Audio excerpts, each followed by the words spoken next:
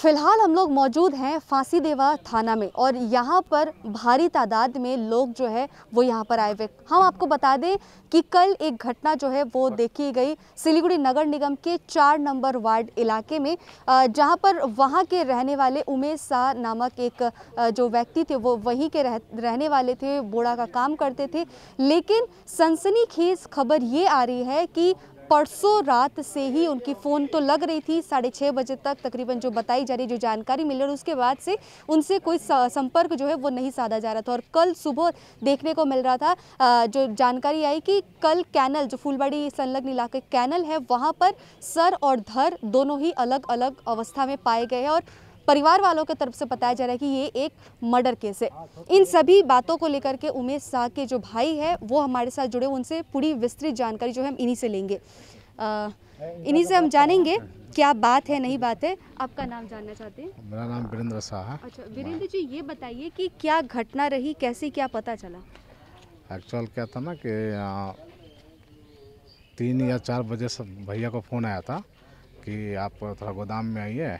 तो भैया हमारे घर से गोदाम पे आया। आने के बाद 6 बजे तक 6 साढ़े 6 बजे हमारे घर से फ़ोन आया कि आप आ रहे हैं कि नहीं आ रहे हैं रिटर्न। तो बोले कि हम आधा घंटा में आ रहे हैं। उसके बाद कुछ और ये हुआ कि नहीं और कुछ बात कर लेते हैं। तब उसके बाद हमारे भैया का फ़ोन जो है नॉट रीचेबल हो गया, रिंग हो रहा है और नॉट रीचेबल भी हो गया। और उसके बाद 9 बजे रात तक घर नहीं पहुँचे। तो हमारा छोटा भाई और भैया का जो लड़का है वो दोनों सर्चिंग के लिए निकले, कहाँ है कहीं नहीं। तो गोदाम में आया, वो लोग पूरा देखा, उधर नहीं मिला। और फिर बाद में इधर भी आया, थाना में पता किया, नहीं है। उसके बाद मेडिकल कॉलेज में भी गया, वहाँ भी पता किया, वहाँ भी कुछ नहीं खबर मिला। तो इस तरह करते करते रात 12 बज गया। 12 बजने के बाद फिर तो कुछ नहीं हुआ तो वो लोग घर चला आया। बोला कि नेक्स्ट डे सुबह जाके सर्च करेंगे। नेक्स्ट डे सुबह जब सर्च किया तो उनका सर और धड़ दोनों जो है अलग पाया गया है। कहाँ पे? ये पर्टिकुलर लोकेशन जो कैनल के आसपास में ही है कहीं पर, और निजबाड़ी काम से करीब 2 किलोमीटर के आसपास में कहीं कैनल है, वो छोटा रास्ता है, उसी रास्ता में वहीं पे पाया गया। हाँ। कैसी अवस्था में पाई गई? सर और धड़ दोनों अलग है। ये कैसे, मतलब अगर इसको बताएं कि अब इसको कैसे हम बताएं, ये आपका ये पार्ट जो है पूरा अलग है और ये अलग है। और ये जो पार्ट है आपको इस तरह एक पत्थर के सामने रखा हुआ, और सर जो है हेलमेट के साथ लगा के कहीं साइड में फेंक रखा हुआ है। मतलब हेलमेट लगे हुए हाँ, अवस्था यस में यस सर हेलमेट अलग था और धड़ जमीन पर अलग पड़ा हुआ था। Yes yes. ऐसा क्या लगता है कि आपको, क्या मतलब कोई काटा गया था या फिर कैसे अलग हो सकती थी? ये ऐसे तो अलग हो नहीं सकता। ये हमें लगता है कि ये मर्डर है, और ये प्लान मर्डर है। Plan murder? Yes, plan murder है। और इसका जो है या तो सीबीआई इन्वेस्टिगेशन करे या कुछ भी करे, लेकिन जो भी ऐसा निर्मम हत्या किया है उसको फांसी का सजा जरूर मिले, ये हमको बिल्कुल। सरकार से। मैं गोलापट्टी में ही रहता हूँ, हेमंत कॉलोनी में। अच्छा, किसी के ऊपर आपको कोई ये लग रहा है कि कोई डाउट तो हमारा ये है कि जो वहाँ पर जो गोदाम था, गोदाम के ही आसपास में होंगे, या गोदाम का कर्मचारी भी हो सकते हैं। जो गोदाम का जो कर्मचारी है वो भी हो सकते हैं।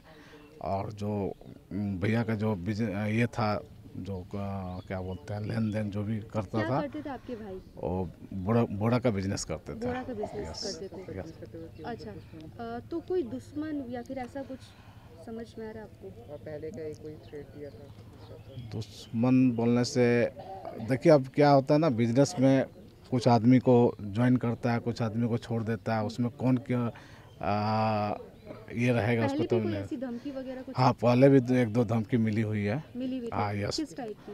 कि आपने हमको निकाल दिया तो हम आपको जिंदा छोड़ेंगे नहीं, जान से मारने की जान से धमकी दी। मारने की धमकी का। दी गई थी। हाँ यस। तो आपको क्या लगता है कि ये सब लोग साजिश? हाँ यस यस, 3 महीना पहले डेफिनेटली की साजिश घटना है हो जो है ना, सकता है। एक FIR जो है ना थाना में दिया हुआ है। अच्छा, उस आदमी के 3 महीना पहले की बात है। 3 महीने पहले। अच्छा, क्या हुआ था उस टाइम? उसको जो है कि मैं उमेश जी को जो मतलब मर गए हैं, उनको जो है कि जान से मारने का धमकी दिया गया था। उसके बाद जो है ये फांसीदेवा थाना में जो है FIR किए थे। किस वजह से हुआ था? वो धमकी जो दिए थे वो आदमी, कितने हाँ लोग दिए थे? धमकी तो एक ही आदमी को दिया था, पर्टिकुलर नाम नहीं मेरे को मालूम है। ठीक, वो कोई आपसी कोई ले ये होगा, मैं उसको काम से निकाल दिया होगा या कुछ झमेला होगा, बता नहीं पाएंगे, उतना नॉलेज तो है नहीं। उन्हीं के कर्मचारी जो काम हाँ करते हाँ थे, हाँ हाँ उनके द्वारा ही उनके द्वारा धमकी दिया गया था। अच्छा, इस बीच कुछ लोगों को गिरफ्तार भी किया गया है। नहीं, कल तो हम लोग जब आए थे तो सुने थे 6 जन 8 जन गिरफ्तार हुए थे, और सुने कि 6 जन को छोड़ दिए हैं, 2 जन। मतलब शक के आरोप में या कैसे उनको नहीं, शक के आरोप में ही किए हैं लोग, मतलब जो वहाँ काम करते थे उन लोग को अरेस्ट किए थे। जो 8 जन किए थे वो 8 जन क्या उनके जान पहचान के थे, कर्मचारी थे, क्या थे, कौन है? कर्मचारी थे सर, सब 8 कर्मचारी थे। हाँ, मतलब उन पर शक हुए। शक उन पे। लोगों के अभी है या फिर छोड़ दिए गए? सर सुने 6 जन को छोड़ दिए, 2 जन शायद रिमांड में है, सुने हैं। 2 जन रिमांड पे, 6 जन को छोड़ दिए। यस, अभी आप लोग क्या चाहते हैं? हम चाहते हैं कि इसका सीबीआई इन्वेस्टिगेशन करें और जो भी ऐसा कांड किया है उसको फांसी की सज़ा हो, और मेरे को सरकार से यही नहीं। पुलिस प्रशासन किस तरीके से इससे देख रही है और क्या कह रही है? नहीं, हम लोग जो है एसोसिएशन की तरफ से जब आए हैं तो बड़ा बाबू से मिले हैं। बड़ा बाबू जो है फुल्ली कोऑपरेट कर रहे हैं।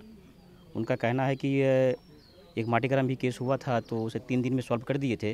ये बोले हैं ये भी केस सॉल्व हो जाएगा, जो दोषी है उनको सख्त से सख्त सजा दिया जाएगा। तो आपको भरोसा है कि आपको न्याय मिलेगा? बिल्कुल, हाँ हाँ, न्याय पे बिल्कुल भरोसा पुलिस पे है। उनके घर परिवार में और कौन कौन है फिलहाल? उनकी 2 बेटियां हैं, 1 बेटे हैं और उनकी मिसेस है।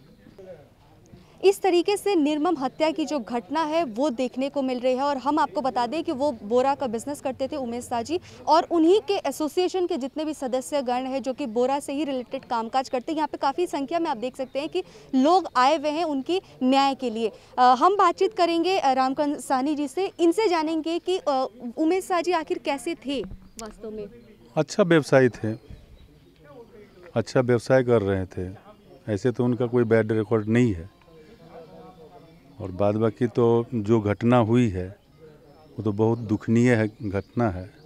इस तरह की घटना हम लोग को बोरा व्यवसाय समिति के अंदर में पहली दफ़ा है। 340 साल से हम लोग व्यवसाय कर रहे हैं, लेकिन इस तरह का घटना कभी नहीं घटा है जो आज मैंने यहाँ पर घटित हुआ है। इसको लेकर के आप लोग क्या सोच रहे हैं, क्या होना चाहिए? इसको लेकर हम लोग यही सोच रहे हैं कि प्रशासन अच्छा से अच्छा कदम उठाए और अपराधी को जल्दी से जल्दी पकड़े और उसको सज़ा दिलवाए। साजिश है या फिर इसके पीछे कोई है, या फिर आप लोगों को भी कभी ऐसी कोई धमकी वगैरह कभी मिली है? नहीं, धमकी हम लोग को तो धमकी वगैरह क्या है कि यहाँ पर जितने भी फैक्ट्री है अगल बगल में, ठीक है, उस सब के आगे में कुछ गुंडा तंत्र हमेशा बैठा रहता है। वो लोग क्या है कि नाजायज़ तरीके से उगाही करता है। वो लोग कौन है, जानते हैं आप लोग? वो फैक्ट्री के आगे में ही लोकल कुछ लोग होते हैं जो जिनका व्यवसाय ही है, जो हम लोग वहाँ से माल खरीदे बाहर में निकले तो उससे क्या है कि वो लोग गुंडा टैक्स के रूप में, जीटी के रूप में वो लोग पैसा वसूलते हैं। कितने लेते हैं? जिस तादाद में माल हुआ उस तादाद में वो एक अमाउंट कुछ भी 400, 600, 1000, 500, 2000 मतलब एक एक गाड़ी पे लेते हैं या फिर गाड़ी पे? एक एक गाड़ी पे लेते हैं। तो इस तरीके की जो घटना देखी जा रही है या फिर जो इलीगल तरीके से जो धमका के ऐसे करके पैसे लेते हैं, उन सभी को लेकर के आप प्रशासन से क्या अनुरोध करेंगे?